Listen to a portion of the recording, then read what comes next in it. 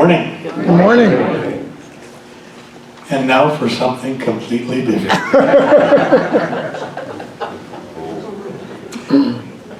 That was a beautiful reading. It was a beautiful treatment. We're going to go with that one for today. Welcome to Sacred Sexuality. That's where we're going. This is going to be good. So last night I was sitting there at my computer, crossing out things and deleting things and saying, I can't do that, I can't say that, I can't say that. Putting some other things in there that sounded, yeah, that'd be all right. Then taking that out. About 3 in the morning is when I finished.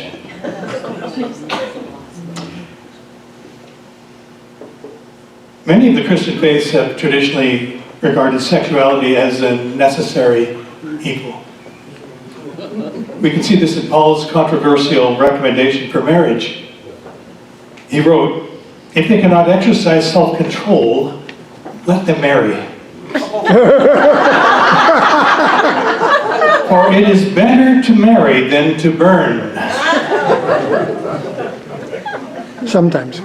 St. Augustine, considered to be one of the most important figures in the development of Western Christianity, considered all forms of sex as sinful and spoke of the guilt associated with procreation. He firmly believed that Adam's fallen nature was transmitted biologically through procreation, and therefore we're all born corrupt, sinful, and guilty. Thus the original concept of original sin came into being.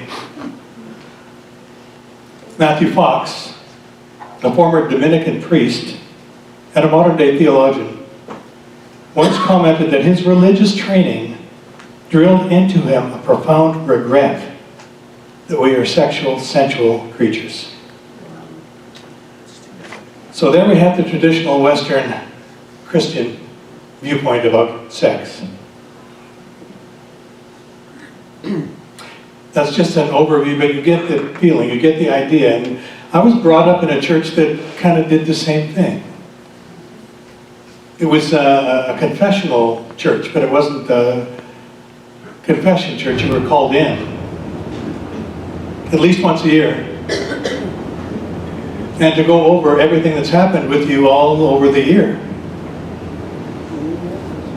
Now when you're 8, it's fine. When you're 16, it gets a little more dicey. Especially when they say, what have you been thinking about lately, Tim?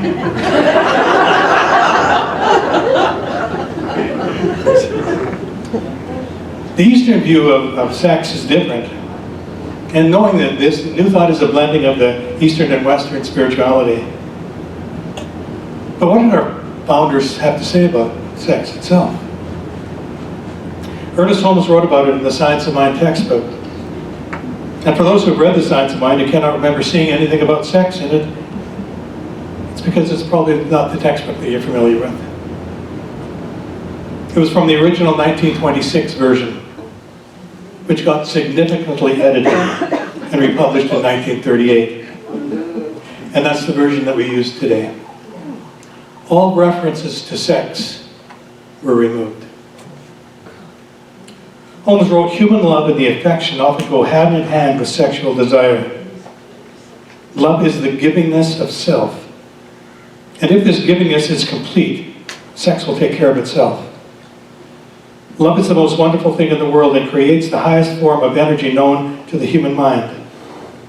But ideas on sex are likely to become overemphasized.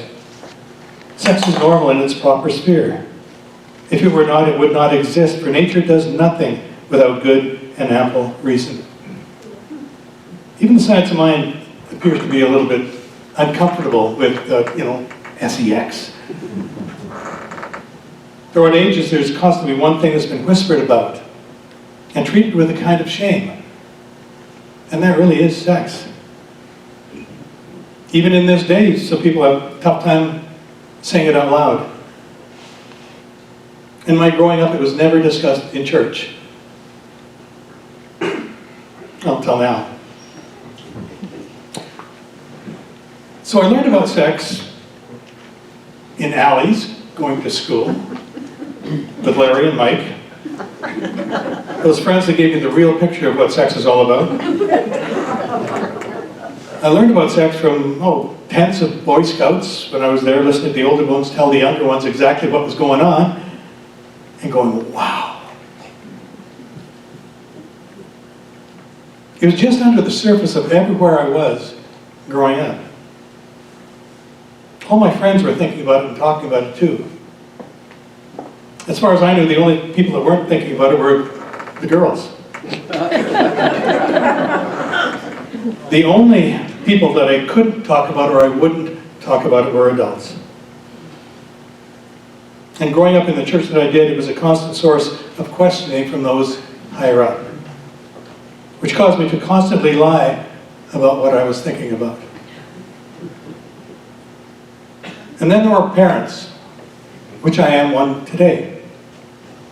And maybe it's all changed, I don't know, but I don't think people are especially happy to talk to their sons or daughters about sex. I never asked my parents about it, and they never really told me. Except one time when I was told to come downstairs.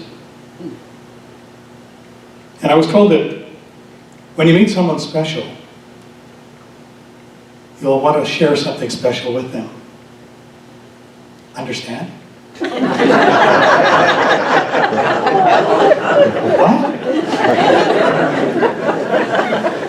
You know, if I had to do it all over again, I think I'd go up to my parents and say, Mom, Dad, tell me about sex, just to see the look on their face. Sex is one thing that terrifies and excites at the same time. In dating, it was an idea of when should I or shouldn't I, or how many dates, first date, second date, fifth date, what if I don't get a fifth date? And even, the vernacular of sex has changed. It's gone to a sports metaphor now. First base, second base, third base, home run. Taking something that is so natural to us and treating us as so unnaturally. It's strange. Race consciousness and biblical teachings have labeled sex as dirty and forbidden. And the last thing you want to tell your child is that something is forbidden. You can't have this, don't ask me again. No, absolutely not. We're curious beings. And it's our choice in how we use that curiosity. Some may find this not a topic suitable for church. Some may have bought into the belief that sex is somehow dirty and passed that on. Some may have scoffed at the idea and went out of the way to prove them wrong and to become obsessed with it. Or some may have learned that sex is just a natural part of life and passed that on. I'm not here to tell you that sex is okay, that sex is wonderful, that sex is positive, that sex is natural. Now hold it, yes I am. That's why I'm here actually today, is to tell you all those things. But you still have to make up your mind about it. You have to be true to yourself. You have to know that which honors you. And you have to speak those words that honor you.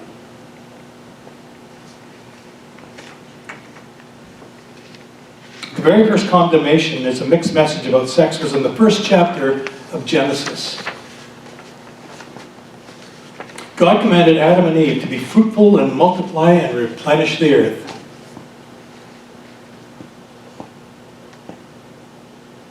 After they ate from the tree, fruit from the tree of knowledge and good people, they saw themselves as naked. They noticed things were somehow different. What happened was that God came down and knew that they were naked now and they had done something wrong, and he said, hey, okay, get out. You're out of this place now. Kicked them out of the Garden of Eden. And he said, well, you said to replenish the earth. I said, I don't care what I said. This is what I'm telling you now, get out. And don't come back. Later on, Isaac told Jacob, may God Almighty bless you to become fruitful and multiply. And we're talking math. We have sexual feelings for a reason, not to hide them away and act as if they were wrong to feel this way. But it seems like all the way through the Bible, the message has been, when people act out these feelings, there's hell to pay. We will kill them all if they don't follow what I'm saying, or at least we're going to destroy their cities.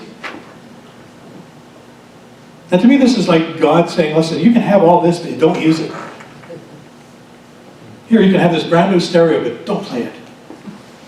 Here's a brand new car, but don't drive it. Years ago, I was asked by one of my classes from one of my students if I thought Jesus ever had sex. Now, this is a question that I probably would have asked when I was young. And it didn't surprise me when he asked it.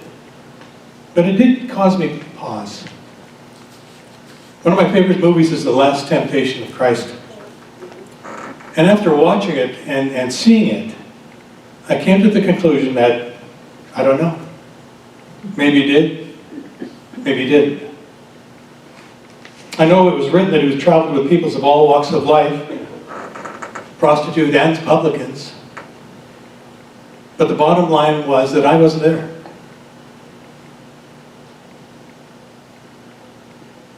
What I do know is that it does not matter what he did, because that's in the past. It doesn't matter what I did, because that's in the past. It doesn't matter what your children did, because that's in the past. It doesn't matter what your parents did, because that's in the past. What matters is what I do now, and how I live this life now. There was a saying in the 60s and 70s, if it feels good, do it. And sometimes that gets us into a whole lot of trouble. I think it's better written, if it feels right, do it. Use the discrimination that Spirit gave us from the beginning of time to make choices to enhance who we are. Spirit created us to create. We are creators of our own experience. We are creators. When Jesus said, ye are gods, don't you know that? That's what he was talking about. We are creators. We create our own reality. We create our own life. And what we create, we can use, we can take, we can build, we can destroy. It's up to us. And if we destroy everything, that we've ever had, we can begin again with that next thought, with that new thought. To create something new. To expand something new, to enhance something new.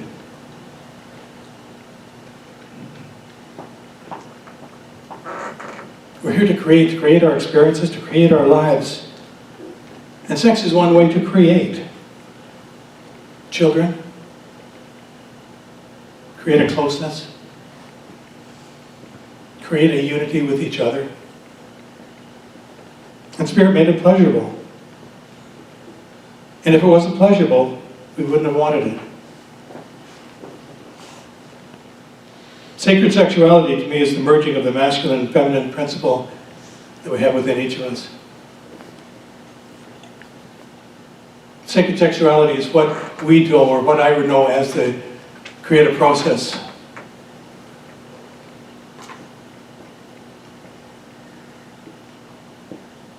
I talked to my son about sex when he was 12 or 13. And I was so uncomfortable that I could hardly speak. He still laughs about it every now and then when it comes over. Hey, Dad, tell me about sex.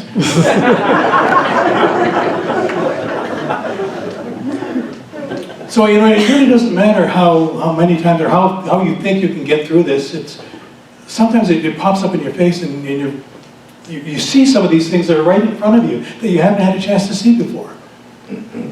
Some of these things that you thought, well, that doesn't mean me. It absolutely means me. Just because I can't see it doesn't mean it's there. When my son said that to me, I thought I was clear in this idea of the sex. but I felt it so uncomfortable. And he didn't help.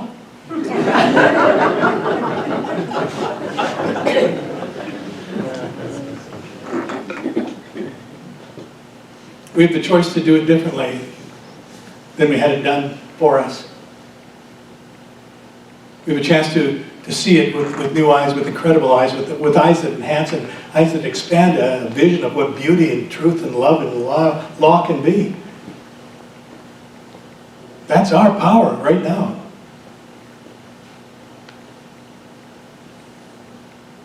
In the creative process, there's the masculine principle, referred to as the conscious mind, which produces the seed, or the idea, or the thought. And then there's the feminine principle, referred to as the subjective mind, which takes that seed, or that idea, or thought, and nourishes it, and after a time produces its like. It produces whatever the conscious mind puts into it, and holds steady. Has anybody had fleeting thoughts? Yeah. You know, especially around New Year's resolutions, that sort of thing. We have those powerful thoughts that we're going to do this, we're going to do this, we're going to do that, and they last for 3 weeks. And then our thoughts change. Our focus isn't there anymore. Our thought changes. And so the subjective mind doesn't know what to create anymore.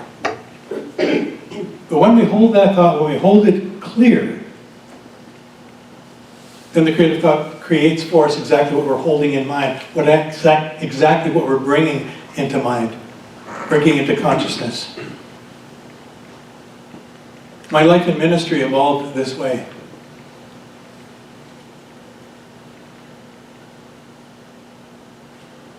I planted the seed of being a minister in the second year Science of Mind class, and I can remember the exact moment.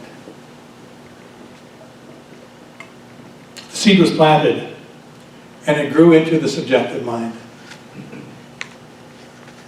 And what I did was I watered that seed, because I did all the things that I needed to do, because I knew I wanted to do this one thing.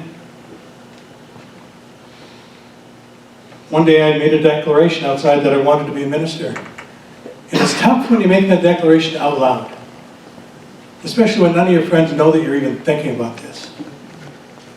And then you've got to tell them that you're going to change your whole life. Your life's changed right now. And so you're moving not down this path that we were going on, but I'm moving down this path now. And all of a sudden you get those people that bring you back that feedback of, are you crazy? That isn't you. Who are you kidding? I know who you really are. And we get waylaid on those ideas. And we sometimes start to have doubts. Am I really ministerial material? Am I really enough to do this? The creative process makes no judgment on us. It's not our friend. It just does what we tell it to do. I guess it is our friend. Our very good friend.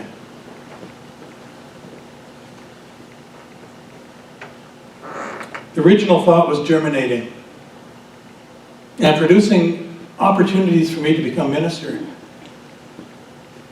I was living in Red Deer at the time, and I got a call from Dr. Arlene Bump, who was president of religious science at the time.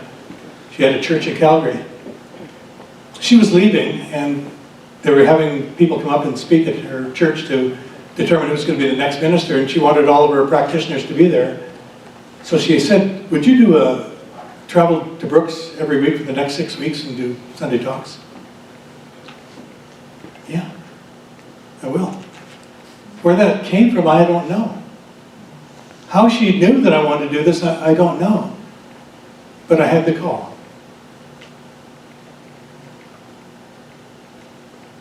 In order to be minister, I thought what I needed to do was join the board to see how the board works.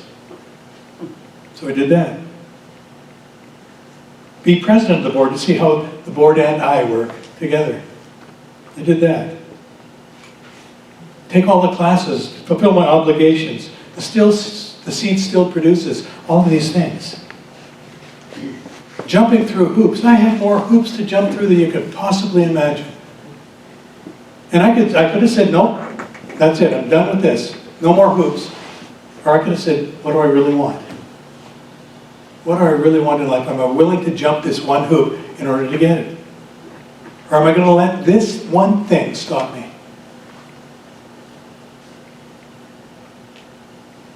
I took over the church when Reverend Doug was away. The seed was still producing. I was asked to take over a church in Vernon for 3 weeks from Reverend Lloyd Klein. When he went on holidays, the seed was still producing. Became a practitioner of the seed producing. Taking the practicum, the practitioner practicum, the seed's still going strong. But it also gives me the time to say, do I really want this? Is this what I really want? Is this what I really want?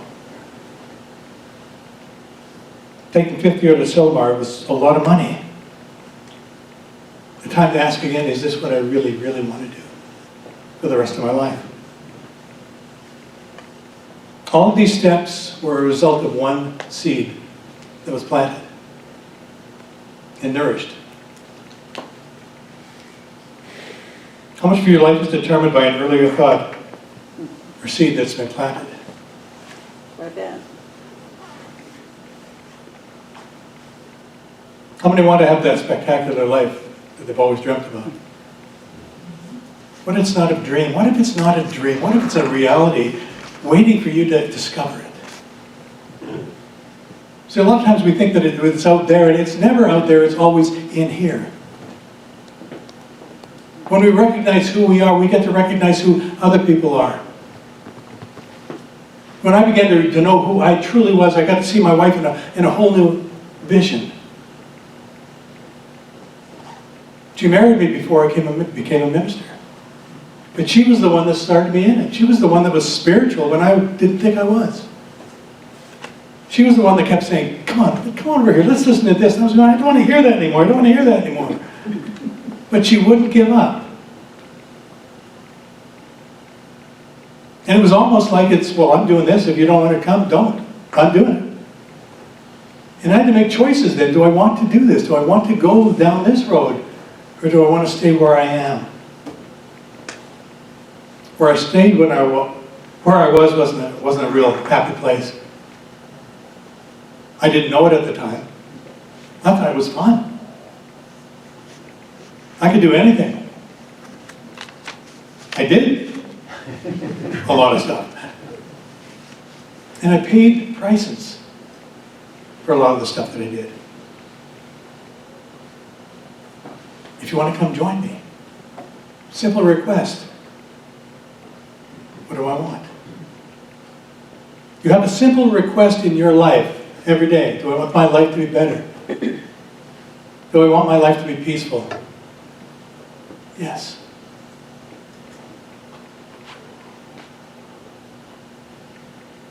How many want prosperity in their life? And you know health. Well, you know health. Health is the most important thing I've found right now because I'm going through my stuff. And anybody that's going through their stuff absolutely knows that this is the important thing right now. But it came to pass. I believe it's no, no, no, no. This too shall pass. And it will. I've got to give it time. And I've got to remember who I am, and I'm not the pain that is my hip.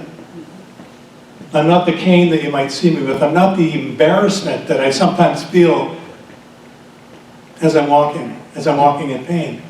I've got to get through that. I've got to get over that, because that's not who I am. That's not the truth of who I am. We have a bigger idea to behold. We have a bigger idea to create. And the only way we can create that bigger idea is to have that bigger idea, to know it, to see it, to envision it. To plant that seed of that bigger idea within the consciousness of our own self. Because once we know who we are, then nobody can take that away from us.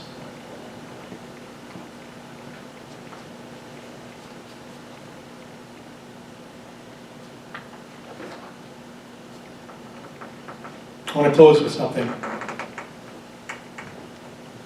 We sometimes, I think, forget or have forgotten the joy of being who we are. Enjoying this life with all the stuff that goes with it. We seem to put teachers and parents and spouses and children on a sort of pedestal. That when they don't follow what we teach or what we know to be true the way we did, we feel kind of betrayed or hurt.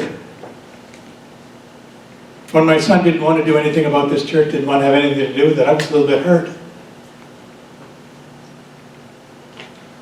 Because I was doing something that I thought was for his highest good, and he just didn't see it that way. And I had to realize, I had to go back to time and realize that my parents were doing what they thought was best for me. So much of my energy was directed to telling him what he shouldn't do, that I forgot to tell him what he should, or what he could.